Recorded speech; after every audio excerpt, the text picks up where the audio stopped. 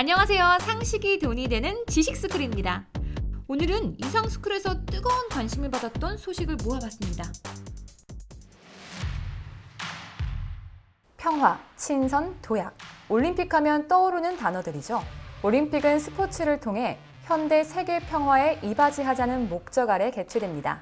IOC 창설자인 쿠베르탱에 의해 시작된 올림픽은 정치적 격변과 종교적, 인종적 차별 속에서 서서히 세계 평화라는 큰 이상을 이뤄나가고 있습니다.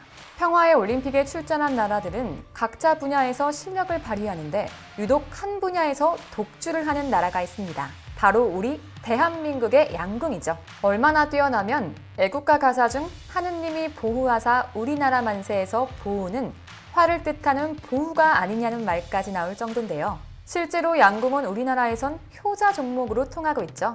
이런 사기 캐릭터인 한국의 독주를 막기 위해 전 세계에선 밸런스 패치를 하려고 눈물겨운 노력을 펼친 거 혹시 알고 계셨나요? 기존의 양궁 경기 규칙은 각각 거리별로 36발씩 발사해 1440점을 만점으로 경기가 진행됐습니다. 각 거리별 360점 만점으로 메달이 주어졌고 거리별 점수를 합한 1440점 만점으로 개인전, 그리고 상위 3명의 점수 합계를 단체전으로 치렀습니다. 이렇게 할 경우 한두 발 정도의 실수가 있어도 기량 차이와 실수가 거의 없는 한국 선수들은 금방금방 점수를 보충할 수 있었고 개인전 금운동, 거리별 금운동을 모두 한국이 휩쓰는 엄청난 일들이 발생했습니다. 그래서 바뀐 방식이 거리별 메달을 모두 없애고 개인전과 단체전 메달만 시상하는 겁니다. 그럼에도 금메달은 모두 한국 선수들 차지가 됐죠. 때문에 또 새롭게 나온 방식이 올림픽 라운드 도입입니다. 올림픽 라운드 방식은 기존 양궁 경기 방식으로 우선 경기를 치룬 후 1위부터 64위까지 선별하고 1위와 64위, 2위와 63위가 붙는 식으로 토너먼트 경기를 펼치는 겁니다. 이런 방식에서는 1위부터 4위까지 선수들은 시드를 배정받아서 4강 이전에는 토너먼트 경기를 하지 않게 됩니다. 토너먼트 경기는 70m, 12발을 쏴 승패를 결정합니다. 이 방식은 상대적으로 체격이 크지 않은 점을 이용해서 한국 선수들을 불리하게 만들어 실수가 한 발만 있어도 한국 선수들은 무조건 떨어질 수 있게 만든 겁니다. 그렇지만 실수를 안 하면 되잖아요. 결국 이렇게 바뀐 방식에도 한국의 금메달 전선에는 이상이 없었습니다. 이쯤 되자 세계 양궁협회는 한국팀을 막으려고 별수를 다 뒀는데요. 단체전에서만이라도 한국의 금을 한 번 막아보자는 취지로 국가대표 선수들 수를 3명으로 줄여버렸습니다. 한국은 기량차가 거의 없는 4명이 특급 선수들로 구성되어 있습니다. 때문에 3명을 골라 출전하는 단체전의 특성을 이용해서 아예 출전 선수를 3명으로 줄여 1명의 컨디션 난조를 기대하는 다소 어이없는 방식이죠. 결과는 어땠을까요? 당연히 한국이 우승! 그러자 하다못해 양궁 표적지까지 바꿨습니다. 10점부터 1점까지 이루어져 있는 양궁 표적지를 1점과 0점으로만 구성된 표적지로 바꾼 건데요. 표적지에 검은 점 하나 찍어놓고 거기 들어가면 1점이고 안 들어가면 0점으로 처리하는 방식이었죠. 협회에선 한국 선수들은 특별한 경우가 아니면 8점 밖으로 점수가 나가지 않기 때문에 이렇게 하지 않으면 이길 방법이 없다고 본 거죠. 그럼에도 한국의 금메달 전선에는 이상이 없었습니다. 이쯤 되니 무슨 수를 쓴다 한들 한국의 밸런스가 패치되지 않자 협회는 말도 안 되는 룰을 적용하기 이르렀습니다. 그것은 바로 아시안게임의 룰인 퀄리피케이션 라운드입니다. 토너먼트를 통과한 선수들 중 절대로 한 국가에서 2명 이상 출전을 못하게 만드는 방식인데요. 한국 선수가 퀄리피케이션 라운드에서 1, 2, 3위를 해도 3위 선수는 출전을 못하게 되는 거죠. 즉 최소한 1개의 메달은 한국 선수들이 차지 못하게 하는 효과와 함께 3위를 한 한국 선수가 본선에 못 나가는 심리적인 타격을 이용해 선수단 전체에 악영향을 미치도록 하려는 것이었습니다. 그 결과 어땠을까요? 더 이상 말하기엔 입이 아플 정도로 한국의 금메달 전선에는 이상이 없었습니다. 협회는 아무리 경기 방식을 바꾸더라도 한국에게 통하지 않다는 걸 깨닫자 이번에는 양궁 경기장을 바람이 부는 장소로 배정해 경기를 치르도록 했습니다. 하지만 태생부터 다른 능력을 가진 한국팀은 풍속을 정확히 계산해 바람이 부는 반대 방향으로 오조준을 하여 10점이 넘는 기량을 자랑해 협회를 좌절시켰습니다. 최후의 수단으로 협회는 아예 쏘는 곳과 표적지의 중간 지점에서 바람이 수시로 바뀌는 아주 요상한 장소에서 양궁 경기를 개최해버렸습니다. 하지만 이 방식은 오히려 한국 선수들의 기량이 얼마나 뛰어난지 보여주는 계기가 될 뿐이었죠. 다른 나라 선수들은 국가대표임에도 0점을 날리는 와중에 한국팀은 경기장에서 6점 이하로는 절대 날아가지 않는 모습을 보였고 협회는 도리어 다른 나라에게 호된 비판만 받았습니다. 여기까지가 한국 양궁의 독주를 막기 위한 세계 양궁계의 눈물겨운 노력의 역사였습니다. 이렇게 한국 양궁이 밸런스를 붕괴하는 모습을 보이자 협회 외에도 한국 양궁을 견제했던 사건이 있었는데요. 미국의 호이트 활 사건입니다. 1996년 미국 애틀란타 올림픽에서 남자 양궁 국가대표팀은 개인전과 단체전이 미국의 1점 차로 져 금메달을 놓쳤었죠. 곧바로 패배 요인을 따져보니 선수들이 사용하고 있는 활이 문제였습니다. 여자 대표팀은 일본의 야마하에서, 남자 대표팀은 미국의 호이트 제품을 사용했는데 당시만 하더라도 선수들이 사용하는 전문적인 양궁활은 미국과 일본 제품이 전 세계 시장을 장악했었죠. 그렇기에 양궁협회는 미국 호이트사에게 미국 대표팀과 같은 활을 주문했지만 돌아오는 대답은 노였습니다. 양궁협회는 대책을 마련하기 시작했습니다. 바로 선수들의 활을 국산화하는 거죠. 또 국내 대회에서는 무조건 국산활만 사용하라는 특단의 조치도 내렸습니다. 그리고 4년 후인 2000년 시드니 올림픽에서 남녀 선수단 전원이 순 한국산 활만을 가지고 출전했습니다. 그 결과 금 4개 중 무려 3개를 획득하는 엄청난 쾌거를 올렸죠. 그 후 2004년 아테네 올림픽 때부터는 해외 선수들에게도 점차 보급되더니 2007년 독일 세계 양궁 선수권 대회와 베이징 올림픽에서는 최종 10명 중 무려 9명이 한국산 활을 사용하고 있었습니다. 또 2011년에는 국산 활이 세계 시장 67%까지 석권했고 한때 세계 1, 2위를 다투었던 일본 업체들은 문을 닫고 말았죠. 이렇게 한국 양궁은 매번 어려운 순간과 질투 시기가 있었지만 그런 순간에도 놀라운 기량을 보여왔습니다. 그리고 그 기량은 최근에도 발휘됐죠. 한국 양궁 사상 처음으로 온라인 방식의 양궁 대회를 개최한 건데요.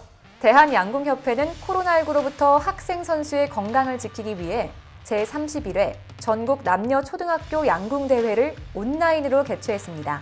전국 초등부 62개 양궁팀 315명의 선수는 각 팀 연습장에서 경기를 치르고 경기운영본부가 이들 연습장을 화상회의 시스템을 통해 감독하는 방식으로 대회가 치러졌습니다. 이런 비대면 대회는 과거 이동수단이 발전되지 않았던 시절 세계 양궁연맹이 국제대회를 치르기 힘든 선수들로부터 기록지를 우편으로 받았던 우편 양궁 대회에 착안한 것이라고 하는데요. 양궁협회는 사전에 각 학교 지도자와 심판, 운영요원을 상대로 화상대회 설명회를 열어 방역관리를 철저히 하는 한편 거리를 재는 줄자와 관역, 표적, 기록지 등을 일괄 배포해 최대한 공정성이 확보되도록 대회를 준비했습니다. 그리고 훈련장 시설이 열악해 자체 대회 진행이 힘든 학교를 위해 거점 경기장을 마련했고 팀들 간 서로 마주치지 않도록 경기 시간을 조정했죠. 경기가 진행되는 각 현장에는 공인 심판과 경기 운영 요원을 각 한 명씩 파견해 관리를 맡겼습니다. 장영술 대한양궁협회 부회장은 성공적인 개최를 통해 향후 코로나 상황에 따라 초등부뿐만 아니라 다른 부까지 확대하여 실시할 수 있는 가능성이 열렸다고 말했죠. 이 정도면 애국가 가사인 하느님이 보후하사 우리나라 만세에서의 보후는 정말 화를 뜻하는 보호가 아닐까요? 심지어 우리 네티즌들은 매번 양궁대회가 열릴 때마다 그냥 금메달은 한국 깔아놓고 2, 3위끼리 알아서 싸워라 라는 시원한 반응을 보이기까지 하죠. 하지만 타고난 능력만 믿고 방심하는 건 금물이죠. 어느 곳이던 노력형 천재가 가장 강한 것처럼 우리 한국 양궁팀도 양궁 천재가 노력하면 얼마나 더 강력해지는지 전 세계에 보여줄 테니 모두 두 눈 똑바로 뜨고 보셔야 합니다. 벌써 11월 중순이 됐습니다. 거리 곳곳에 나무마저 낙엽이 지면서 겨울을 맞이할 준비를 하고 있죠. 옆나라 일본도 환절기에 접어들면서 날이 점차 추워지고 있는데요. 일본은 이 시기가 되면 노인들에게 각별한 주의를 내린다고 합니다. 많은 노인들이 이 시기에 욕실에서 사망하는 경우가 많기 때문이죠. 목욕 중 갑작스러운 사망자가 연간 1만 9천 명 정도로 교통사고 연간 사망자의 무려 5배나 된다고 합니다. 어째서 목욕 때문에 이런 많은 사망자가 나오는 걸까요? 모두가 알다시피 일본인은 목욕을 좋아하죠. 때문에 히트쇼크가 발생하기 쉬운 겁니다. 히트쇼크란 급격한 온도 변화에 의해 일어나는 신체적 악영향으로 혈압이 급하강, 급상승하여 실신하거나 심근경색, 뇌경색 등을 일으켜 돌연사의 원인이 될 수 있는 현상입니다. 실제 우리나라에서도 일본 여행이 유행했을 당시 여행사나 대사관에서 겨울 노천 온천을 즐길 때 히트쇼크를 조심하라고 경고를 했었다고 합니다. 하지만 일본은 히트쇼크 현상이 노천 온천뿐만 아니라 가정에서까지 일어나고 있습니다. 도쿄는 서울에 비해 평균 기온이 높은데도 불구하고 집이 춥다는 사실 알고 계셨나요? 일본은 겨울이 되면 오히려 밖이 따뜻하다고 할 정도로 집이 춥다고 하는데요. 어느 장소보다 편안하고 따뜻해야 할 집이 이렇게나 추운 건 이유가 무엇일까요? 그 이유는 바로 일본의 주택 설계에 있다고 합니다. 그렇다면 일본의 난방 시스템은 대체 어떻게 되어 있길래 겨울밖이 집안보다 더 따뜻하다고 하는 걸까요? 일본도 사람이 사는 곳인지라 집이 아무리 춥다 한들 그들만의 겨울나기를 준비합니다. 일본의 드라마나 영화, 애니메이션을 보다 보면 한겨울에 가족들이 이불이 덮인 탁자에 모여있는 모습 기억하시나요? 그 안에서 몸을 녹이고 귤을 까먹는 장면은 거의 매번 나오는데요. 탁자의 이름은 코타츠. 코타츠는 보통 일본인의 집에 하나씩 있을 정도로 대중적인 난방기구입니다. 이런 코타츠의 원리는 간단합니다. 히터가 달린 탁자를 이불로 덮어놓은 것이죠. 그냥 바닥에 이불을 깔고 있으면 뜨끈해지는데 왜 굳이 이런 난방기구를 사용하는 걸까요? 일본의 집은 대부분 목재로 된 구조를 이루고 있습니다. 지진이 많이 일어나는 지형 특성을 대비해 지진의 저항력과 충격 흡수가 우수한 목재를 많이 이용하게 된 건데요. 그렇기 때문에 우리나라처럼 집안 전체를 훈훈하게 하는 온도를 이용할 수가 없는 실정입니다. 그래서 일본은 집안 전체를 난방하는 우리나라와 달리 주된 생활 공간만을 난방하는 것이죠. 즉 일본 가정집에서 히트쇼크 사고가 빈번한 이유는 난방이 되는 주된 생활 공간인 실내와 그렇지 않은 공간의 온도차로 인해 발생하는 것입니다. 그중 가장 큰 원인으로는 욕조의 온도차로 인한 발생입니다. 추위로 수축한 혈관이 욕조에서 갑자기 확장되면서 저혈압으로 실신해 익사하는 경우가 많기 때문이죠. 실제로 일본에서 발표한 그래프입니다. 이 그래프는 세계의 남성이 입욕 중 사망한 사망자 그래프인데 일본의 65세 이상이 압도적으로 많은 걸 볼 수 있습니다. 전체적으로 온돌이 깔려 있어 집안 자체가 훈훈한 우리나라 안에선 이렇게까지 극심한 온도차를 느끼는 경우가 거의 없죠. 하지만 일본인들이 멋모르고 코타츠에 대해 자랑했다가 한국에게 망신을 당한 일화가 있는데요. 과거 일본 한 방송에서 겨울을 즐기는 법에 대한 토크가 진행되었고 당시 한국의 아이돌 그룹 카라가 게스트로 출연했었습니다. 토크 중 일본 연예인들은 일본 가정에 필수로 있는 코타츠에 대해 안에서 귤을 까먹는다, 안정감이 있다 등 극찬을 하면서 카라에게 한국에도 코타츠가 있는지 물어보았죠. 카라의 대답은 NO! 한국에 코타츠는 없다고 대답했습니다. 대신 한국엔 보일러가 있기 때문에 원래 한국의 집은 바닥이 따뜻하다고 설명하자 일본 연예인들은 경악했습니다. 대부분 목재로 이루어진 일본의 가정집에서 바닥 난방 보일러는 고가로 취급되기 때문에 이러한 반응을 보인 것이죠. 코타츠가 그들만의 낭만은 있겠지만 일본인이라고 모두 이런 열악한 난방 방식에 만족하며 사는 건 아닙니다. 비즈니스 잡지 프레지던트에서는 도쿄대학 건축학 교수가 일본은 언제까지 이런 추운 집을 안고 살아야 하나 라는 제목의 글을 게재했는데요. 교수는 일본의 난방 방식을 비판하며 이렇게 표현했습니다. 매년 가을마다 일본 각지에서 월동 준비를 시작한다. 벽장이나 창고에 있던 난로를 꺼내 가스와 석유를 태워 집안을 따뜻하게 한다. 이런 번거로운 겨울철 실내 환경에 대해 많은 일본인들이 피할 수 없는 운명인 것처럼 깊이 생각하지 않고 허용해버린다. 실제 일본의 집은 쾌적한 실내 환경을 형성하는 데 필수적인 단열이 되지 않습니다. 단열이 되지 않으면 창문이나 벽을 통해 열이 점점 빠져나가게 되고 난방에 필요한 열 부하가 증가해 난방비만 높아지죠. 때문에 교수는 일본의 주택이 최우선으로 확보해야 할 것으로 건물 자체의 성능을 꼽았습니다. 건물의 단열 성능을 충분히 향상시키면 조금의 온기로 실내 전체를 따뜻하게 유지할 수 있게 됩니다. 하지만 불행하게도 일본에서 건물 자체의 성능이라는 개념은 보급되어 있지 않았습니다. 이처럼 일본의 겨울철 난방 문제는 원인과 해결책이 뭔지 알면서도 아직도 바꿀 수 없는 슬픈 숙제로 남아 있습니다. 반면 한국의 우수한 온돌 문화는 어떻게 시작이 된 걸까요? 한국 온돌의 역사의 저자 송기호 교수에 의하면 한국의 온돌 문화는 두만강 유역에 살던 사람들이 발명한 것이 시초라고 하는데요. 송 교수는 일반적인 문화는 상위 계층에서 하위 계층으로 내려가며 전파가 이뤄집니다. 그런데 온돌은 정반대로 하층민에서 시작해 한반도 전역으로 퍼졌습니다. 라고 했죠. 전 세계적으로 극찬과 사랑을 받고 있는 온돌이 하층민에서부터 시작됐다니 정말 놀랍고 대단하지 않나요? 송 교수는 고구려 때부터 온돌의 유적이 있었고 고려 시대부터 점점 퍼져가다가 조선시대 임진왜란을 거치면서는 왕이 사는 궁궐에도 온돌이 쓰이게 되었다고 설명했습니다. 또 온돌을 사용함에 따라 건축 방식도 바뀌었다고 하는데요. 삼국시대에는 2층 이상의 건물이 많았지만 온돌을 쓰게 됨에 따라 조선시대에는 거의 모든 건물이 단층이 된 것이죠. 왕의 사랑까지 받았던 온돌은 최근 중국, 미국, 유럽 등까지로도 서서히 퍼져가고 있습니다. 특히 해외의 고급 주택에서는 온돌을 더욱 선호하는 추세인데요. 해외에서 자주 쓰이는 벽난로는 측면을 데우는 방식이지만 온돌은 바닥을 데워 대류를 통해 열기가 골고루 퍼지게 하는 원리입니다. 이 때문에 온돌은 난로보다 열 효율이 높고 불 때는 곳이 건물 밖에 있기 때문에 연기 처리에도 용이하죠. 이렇게 뛰어난 온돌은 2018년에 국가무형문화재 목록에 추가되는 자랑을 맛보았습니다. 또 이보다 앞선 1982년 옥스퍼드 영어사전에 온돌이 표제어로 등재되기도 했죠. 이렇게 자랑스러운 온돌 문화는 우리 조상들이 어떻게 생각해냈던 걸까요? 만약 현대에 와서 온돌을 발명했다면 세계적으로 어마어마한 투자도 받고 억만장자가 됐을 텐데요. 지난 6월 우리 특허청은 과거로 돌아간다면 가장 투자하고 싶은 선조들의 발명품을 꼽는 재밌는 설문조사를 했습니다. 설문은 목판 인쇄술, 금속 활자, 온돌, 상감청자, 거북선, 신기전, 홍삼, 동의보감, 치구기, 작용루 등 특허청이 선별한 선조들의 대표 발명품 10개 중 2개를 선택해 투자하는 방식으로 진행됐습니다. 그중 1위는 단연 온돌로 전체 투자 금액의 29%를 차지했죠. 투자 이유로는 온돌은 지금도 사용하는 생활 필수 아이템, 한국 고유의 과학적 난방 방식이라 기술 수출을 할 수 있을 것 같아서 등을 꼽았습니다.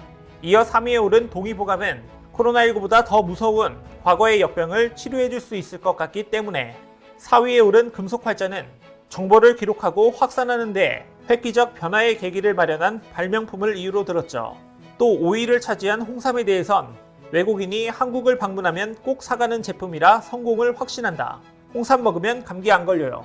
일찍이 K방역은 존재했던 듯 등 재미난 의견도 나왔고, 6위에 오른 신기전을 두고는 로켓 기술을 발전시켜 우리나라가 우주 개발 선두에 있었으면 좋겠다. 전략적 무기로서 가치가 매우 클 것이라고 제시했죠. 정말 재밌는 설문조사라고 생각하시지 않나요? 조상들의 지혜로 역사와 과학, 의학이 발전되었고 우리는 한겨울에도 이렇게 따뜻한 날을 보낼 수 있게 되었습니다. 온도를 포함해 앞서 설문조사에 나왔던 금속활자, 홍삼, 동의보감, 층우기, 작용루 등은 지금도 전 세계에서 인정하고 극찬하고 있습니다. 몇 수 앞을 내다보시고 더 나은 날을 위해 지혜롭게 대처해 오신 선조들이 있어 지금의 대한민국이 있는 것이 아닐까요? 그리고 그 정신을 본받아 우리도 후손들에게 자랑스러운 대한민국을 남겨주기 위해 더 발전하도록 힘을 써야겠습니다. 일본은 애니메이션 강국인 만큼 다양한 주제의 작품을 다루고 있죠. 그중 가장 인기 있는 스토리는 한 분야에 뛰어난 천재 일본인이 세계의 정상을 찍는다는 내용의 상장물입니다. 과거 JTBC 비정상회담에서는 터키 출신의 한 출연자가 재밌게 본 작품으로 일본 애니메이션인 캡틴 츠바사를 꼽았었는데요. 이 작품은 일본에서 선풍적인 인기를 끌었던 천재 축구 소년의 이야기로 함께 출연한 많은 출연진들은 이 만화를 본 듯 이야기를 꺼냈습니다. 이탈리아 출신의 알베르토는 그 만화에서 일본이 월드컵에서 우승한다라며 만화에 대해 잘 알고 있는 듯 하다가 말도 안 되는 소리라고 단호히 말했죠. 이에 출연진들도 꿈이라도 꿔야지, 만화니깐 그 정도는 해야지라며 알베르토의 일침에 동의하는 모습을 보였습니다. 일본에선 이같이 만화로 비현실적인 꿈을 꾸는 게 흔한데요. 특히 만화를 통해 세계 정상에 우뚝 서 있는 모습을 꿈꾸곤 하죠. 최근 네티즌 사이에서는 일꿈 한이, 풀어쓰자면 일본이 꿈꾸면 한국이 이룬다라는 뜻을 가진 말이 유행하고 있다고 하는데요. 일본이 만화 속에서 열망하는 세계의 정상을 찍어버린 한국에 실존하는 천재들에 대해 함께 알아보도록 하겠습니다. 따로 레슨을 받은 적 없는 소년이 숲속에 버려진 피아노로 자신만의 스타일대로 연주해 놀라운 재능을 보여주며 세계 3대 콩쿠르라 불리우는 쇼팽 콩쿠르에서 우승을 하다. 물론 실제 이야기가 아닌 일본 애니메이션인 피아노의 숲의 스토리입니다. 역시나 일본인들이 좋아하는 천재 캐릭터가 세계의 놀라움을 선사하고 정상에 우뚝 선다는 내용인데요. 이 내용이 만화일 것만 같으신가요? 아닙니다. 한국은 그것을 현실로 이뤘죠.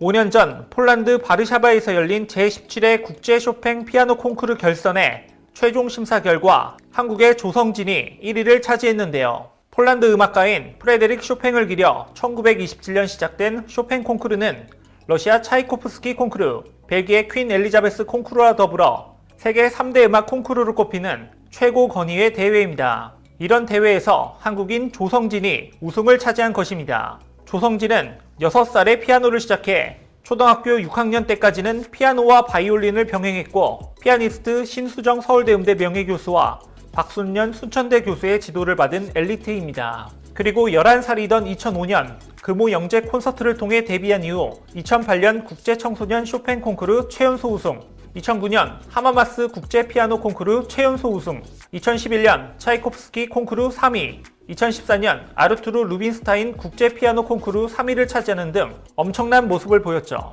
또 서울시향과 수차례 협연했고 러시아 마린스키 오케스트라, 러시아 내셔널 오케스트라, 라디오 프랑스 오케스트라, 베를린 방송교향악단, 미넨 피라모닉 오케스트라, 체코 피라모닉 오케스트라, NHK 심포니 오케스트라 등 굉장히 많은 곳들과 협연하기도 했습니다. 그야말로 일본인들이 꿈에 그리던 먼치킨이자 노력형 천재인 거죠. 일본이 이루지 못한 분야에서 한국이 이렇게 뛰어난 성과를 보이자 치졸한 일본은 만화에서만큼은 한국인을 비열하고 열등한 캐릭터로 묘사하는데요. 앞서 언급한 만화 피아노의 숲에선 쇼팽 콩쿠르에 출전하는 한국인 쌍둥이 형제 캐릭터가 등장합니다. 외모를 보나 설정으로 보나 실제 2005년 쇼팽 콩쿠르에 출전한 한국의 임동민, 임동혁 형제를 모티브로 한 캐릭터인 것을 알 수 있는데요. 작품에서는 파이널리스트에도 진출 못하는 다소 찌질한 캐릭터로 묘사했죠. 이게 과연 현실을 반영한 캐릭터일까요? 절대 그렇지 않습니다. 쇼팽 콩쿠르는 참가자 중에 그 상을 받을 자격이 없다 싶으면 그게 1등이든 2등, 3등이든 그 자리 비워놓고 시상할 정도로 깐깐하고 콧대 높은 대회입니다. 그런 대회에서 2005년 당시 임동민, 임동혁 형제는 2위를 비워둔 채 공동 3위를 차지했죠. 그리고 그 뒤를 이어 4등에는 일본인 2명이 공동 수상을 했습니다. 이 같은 일화는 만화에서라도 두 형제의 모티브가 된 캐릭터들을 탈락시켜 한국에게 지기 싫어하는 일본인들의 치졸하고 집요함을 볼 수 있습니다. 하지만 그 분야가 바둑이라면 어떨까요? 한국의 바둑은 그야말로 넘을 수 없는 벽, 넘사벽으로 통하죠. 일본 작가들도 이런 사실을 인정하는지 바둑에서만큼은 한국인 캐릭터를 최강으로 묘사하고 있습니다. 한국에서도 제법 인기를 끌었던 작품인 고스트 바둑왕에서는 그 모습을 볼 수 있는데요. 고스트 바둑왕은 주인공 히카루가 창고에서 오래된 바둑판을 발견한 순간 헤이안 시대의 바둑 천재 기사가 주인공의 의식 속으로 들어와 바둑의 세계로 인도해가는 스토리입니다. 그 만화에서는 바둑계 최강 끝판왕격으로 묘사되는 한국인 캐릭터 고영아를 일본인 주인공 캐릭터들이 끝끝내 이기지 못한 채 끝나버립니다. 일본 만화에서 거의 유일하게 또 한국인이 주인공을 이겨버리고 끝내자 일본 내에서는 항의가 극심했다고 하는데요. 하지만 작가는 이게 현실이다라며 항의를 대수롭지 않게 여겼다고 합니다. 한국인 캐릭터 고영아의 모티브가 된 건 박영훈 구단입니다. 박영훈 구단은 1997년에 11살이란 어린 나이로 전국 아마 10강전에서 우승을 차지했는데 대회 최연소 우승 기록이었습니다. 또 프로 아마 토너먼트 16강과 같은 해 8월 말 KBS, NHK,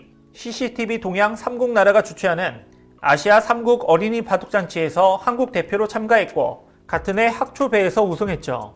거기에 1998년 삼성화재배 아마바둑 오픈에서 우승, 같은 해 학초배 2연패를 달성했고 연말 12월에는 아마국수전에서 준우승, 1999년에 프로에 입단했습니다. 이게 끝이 아닌데요. 2001년 제6기 천원전 우승을 시작으로 각종 대회에서 우승을 차지하는가 하면 2004년 후지츠배에서 우승해 입단 후 4년 7개월 만에 즉 최단 기간 당시 최연소로 구단을 승단한 바둑 기사입니다. 이만큼이나 일본인들이 환장할 만한 천재는 발레에서도 찾아볼 수 있습니다. 일본에선 부들거릴 수 있겠지만 당연히 한국인이 그 주인공입니다. 지난 2018년 무용계 아카데미상이라고 불리는 분노와 드라당스 최고 여성 무용 수상을 받은 박세은은 노력과 끈기로 파리 오페라 발레단의 피라미드 정점까지 이른 인물이죠. 그는 349년 역사를 자랑하는 파리 오페라 발레단에서 아시아 무용수로는 최초로 제1무용수인 프로미에즈 덩세즈 자리까지 올랐습니다. 초등학교 3학년 때 발레를 시작한 박세은은 어린 시절 발레 영재로 이름을 떨쳤는데요. 예원학교, 서울예술고등학교 재학 중 두각을 드러냈고 한국예술종합학교 무용원에 영재 입학했죠. 그리고 2007년 로잘 콩쿠르에서 1위, 2010년 불가리아 바르나 콩쿠르 금상 등 세계 4대 발레 콩쿠르 중 3곳을 휩쓸며 콩쿠르의 여왕으로 불리기도 했습니다. 이때부터 지금까지 그는 지독한 연습벌레로 유명한데 학생 시절 강도 높은 훈련량 때문에 그에게 붙은 별명이 빡세은일 정도라 하니 다 말했죠. 게다가 로장 콩쿠르 수상자에게 주어지는 특전으로 미국 아메리칸 발레 시어터에서 운영하는 스튜디오 컴퍼니에서 1년 정도 연수를 받았고 귀국 후 국제 발레단에서 활동하기도 했습니다. 파리 오페라 발레에 진출한 이후에는 초고속 승진으로 화제를 뿌렸죠. 2011년 준단원으로 입단한 박세은은 2012년 6월 한국 발레리나노는 최초로 이 발레단의 정단원으로 발탁됐습니다. 그로부터 6개월 만인 2013년 1월 코리페, 즉 군무의 선두, 파리 오페라 발레 무용수를 구분하는 5등급 중 4번째로 승급한 데 이어 1년도 안 돼 쉬제, 솔리스트급으로 3번째 등급까지 승급하는 등 빠른 성장세를 보였습니다. 여기서 끝이 아닌데요. 2004년 말에는 라소르스에서 나일라 역할로 첫 주역 데뷔를 했고 2016년 제1무용수로 번역될 수 있는 프로미에즈 덩세즈로 올라섰습니다. 순혈주의가 강하고 서열주의가 강한 발레단에서 그녀가 꼭대기에 오를 수 있었던 비결은 한국인 특유의 집념과 끈기였습니다. 이처럼 일본이 만화에서나 꿈꾸는 청재적인 인물하면 그분을 빠질 수 없는데요. 특히 그분하면 빠질 수 없는 이 사진은 아주 유명하죠. 네티즌들 사이에선 이 사진에 대해 이렇게 통한다고 합니다. 태극기 연지 곤지 짤. 피겨킹 김연아의 일화는 너무나도 유명하죠. 그중 이 사진에서의 상황은 지난 2009년 애매한 판전 농란을 실력으로 잠재우고 2009-2010 국제빙상경기연맹 시니어 피겨 그랑프리 파이널에서 김연아가 역전 우승을 한 상황입니다. 하나하나 설명하기엔 퀸연아의 일화는 너무 많고 유명하기 때문에 가장 유명한 바로 이 사진의 일화로만 설명을 해보자면 김연아는 이날 일본 도쿄 요요기 제1체육관에서 치러진 대회 여자 싱글 프리스케이팅에서 123.22점을 얻어 전날 쇼트 프로그램에서의 65.64점을 합쳐 총점 188.86점으로 안도 비키를 2.92점 차로 제치고 종합 1위의 영광을 누렸습니다. 그리고 동메달은 일본의 스즈키 야키코가 차지했죠. 이렇게 일본 만화에서나 나올 것 같은 감동적인 순간의 주인공은 일본인들의 바람과는 다르게 한국인의 목이었습니다. 앞으로 30년 동안 일본을 이길 수 없다고 생각하도록 만들어주겠다. 만화를 많이 봐서 그런 말을 하는 것 같은데 첫 번째 방어는 누가 했을까요? 바로 2006년 월드 베이스볼 클래식 아시아 예선 3차전 한국과의 경기를 앞둔 일본의 스즈키 이치로가 한 말입니다. 여기에 김병현 선수가 저런 말로 받아쳐 네티즌들의 웃음을 자아냈었는데요. 프로 선수가 저렇게까지 말할 만큼 일본은 만화와 현실을 구분하지 못하고 있는 상황입니다. 지금도 포털 사이트에 일본이 꿈꾸면 한국이 이룬다를 검색하면 일본이 이루지 못한 여러 일화들이 새롭게 갱신되고 있습니다. 그렇다면 일본이 영영 꿈만 꿔준다면 한국이 모두 잃어버릴 수 있지 않을까요? 이와 관련된 여러분들의 다양한 의견 댓글로 남겨주시면 감사하겠습니다. 혹시 주식하시나요? 소프트 파워 관련 급등 종목이 알고 싶으시다면 오른쪽 버튼을 클릭해주세요.